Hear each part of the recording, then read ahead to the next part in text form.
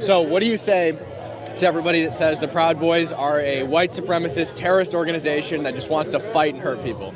Well, I don't think you used all the monikers that we've been called over the years. I don't even think you have enough device storage to That's get true. that. But those people, like, there are those people that get, like JD DeLay. Yeah. You know, he didn't know who the Proud Boys were, and the left said, oh, well, you guys are white supremacist Proud Boys. And he said, yeah, well, fuck the Proud Boys too, right? Yeah. So, like, in JD's case, that's why I reached out to him really nicely. I'm like, look, you don't know too much. And, you know, I told him who we were, and he's like, oh, okay, no, you're not what they say. Now, the people that actually say that, they don't actually believe that, right? So it's just the people that listen to it that don't know that believe it. So to those people that say that, I mean, I got two words. It's, excuse my language, but fuck you, right? Because we're none of that. I don't care what race, religion, what your cultural background is. If you believe in Western values and Western civilization, and unfortunately, and also in 2025, I got to say this too, you got to be born a man. Like, we welcome you in as a brother. So, and also demographics is important of the city that the Proud Boy chapter's in. Like, example, I'm Cuban. I'm Cuban American. You're so white, I thought I was going to get blinded. I mean, Yeah, I know. I would I think. didn't hit the tan bed enough. I mean, being in prison for about 3 years really screws up your tan. But, like, my personal chapter is 90% Cuban American. You know, the Atlanta chapter is a mix. Yeah, the Kentucky guys are probably all white. You know, the Mississippi guys are probably all white. So it just depends on the demographics of the city, but we really don't care what it's an ideology thing, right? I mean, it seems like they blame you guys for everything. I heard the other day somebody asked me, weren't you guys involved in the Charlottesville thing? And I'm like, what? No. I actually was at Charlottesville, but not in my Proud Boy class. right. I went to cover it. I was a streamer at the time, so I came with my camera, covered the event. It was a hectic event. I saw bad on both sides. I saw good on both sides. Right. You know, and I think, you know, and I'm not going to say I don't put Trump on a pedestal, but I kind of do because he pardoned me. But before that, I think the most accurate depiction of what went on in Charlottesville is Trump's press conference, where he just denounced like all the violence, all racism, right? And like my colleagues from across the aisle, I'm going to use what Congress uses. My colleagues from across the aisle, they see race more than we do, right? They're always, I've never been, by my guys, like we joke around with each other, but nothing ever serious. From that side, I've been called a coon. They've dropped the N-bombs on me. That's never happened from our side. No matter how much I argue with somebody, that's never happened from our side. And it's usually their side. I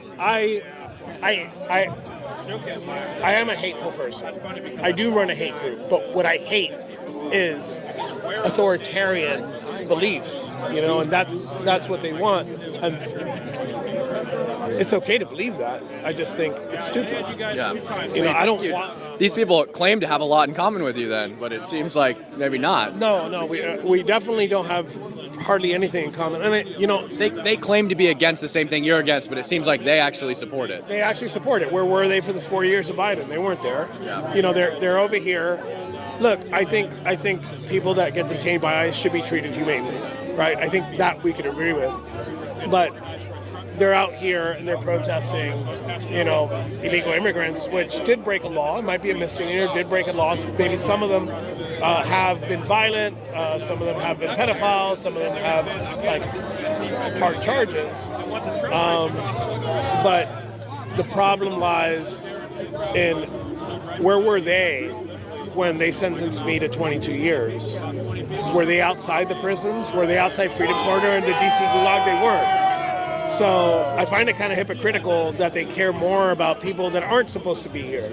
I don't want to dehumanize those people. They just don't belong here. Yeah, so you got sentenced to 22 years. So can you tell me what it was like when you served part of that? Like, what were the conditions like? How were you being treated in prison? So it's, if anybody ever tells you like a binary answer to that, it's false, right? There's always a roller coaster of emotions that go with that. Like some days I'm hopeful, some days, you know, you're not. All 3 of those years I spent in solitary confinement or in transit, you know, so like, it makes me feel some type of way that they're here for them, but they weren't there for me. They're supposed to be my fellow Americans. How many hours a day were you in solitary? 24. Really? 24 hours. years. Seems like cruel and unusual punishment. You're supposed to let inmates out for an hour, but they had us like terrorists, so we couldn't even go out on the yard. So I spent 3 years by myself. Yeah. Besides the time that I had to go to trial. How much of that time that you were in prison in 24-hour-a-day solitary confinement was that before you actually got convicted? It was about a year and change before I got convicted. And you were still in solitary? And I was still in solitary before and after. And I was transferred to 40 different federal prisons, federal holdovers, and county jails. Not scared. I think that's a record.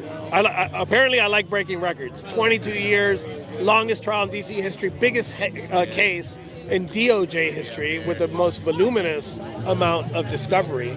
So there's two Americas, right? And in 2016, you could debate things. You could say, well, I disagree with you on immigration.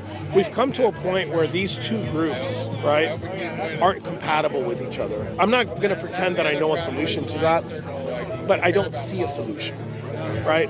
Like the person that was most moderate among all of us, and the person that sat down with an empty chair in front of him, Charlie Kirk, got shot in the neck. And I'm like, okay, maybe this will bring the country together. That's the opposite. They were celebrating it. They were using that as to actually assault other people. And I'm happy that my organization, In the Shadows, got over 160 people fired from their jobs for doing so, rightfully so. So I think I can't pretend to tell you that there's a solution to this, but I could tell you what the problem is. And I just don't see how I can coexist with people that want us dead. And this all started in September 9, 2016. We got called a basket of deplorables. They genuinely believe that. Then they saw that didn't work, insults didn't work, so they're like, okay, let's silence them, let's take them off social media, right? Well, that didn't work either. So let's take them off financial platforms, let's take them off banking systems, let's definance them. That didn't work because we didn't care about money. Let's lock them down. That didn't work. Let's let Antifa and BLM burn down cities over the course of the summer of 2020. That didn't work. They stole an election. Maybe some people disagree with me on that. But look at it from our perspective. Then you have the balls to say that people were angry and they stormed the Capitol because Donald Trump said that the election was stolen. That wasn't it. That was the straw that broke the camel's back. You get me? We get treated horribly. And I appreciate it because it shows their colors. I'm out here. I'm not going to stop coming out here. And I'm not going to stop fighting. This is what I love doing. It's not about money. It's not about clout. It's not about fame. I love what I do. Anybody that says any streamer out here is out here for the money is stupid because you really don't make a lot of money. Yeah. So I appreciate, and also I'm here to appreciate what everybody here has done. My guys have been absent, obviously, because they've been trying to focus internally, because of what happened to us. So you guys kind of carried the torch. We started the End Domestic Terrorism rallies to label Antifa domestic terrorist group. You guys came out here day after day after day, and you carried the torch. And here we go. And my guys want a White Claw. Hold on one second. So I appreciate it because I'm going to use Hillary Clinton's words. It takes a village.